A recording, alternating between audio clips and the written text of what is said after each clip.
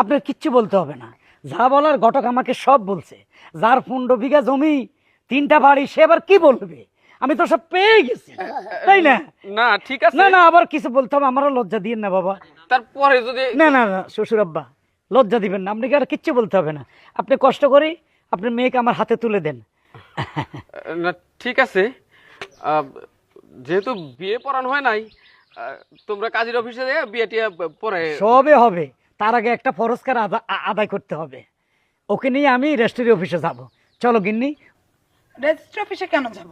প্রথম তো যাব কাজী অফিসে। কাজী অফিস থেকে বিয়ে শেষ করে তারপর যাব তোমার বাড়িতে। বিয়ে করার আগেই রেজিস্ট্রি অফিস কেন? আমার বাড়িতে তো যাবা, তোমাকে ধুমধাম করে আমি ঘরে তুলে নিব, কিন্তু আগে যে ইম্পর্টেন্ট কাজটা সেটা সারতে হবে না?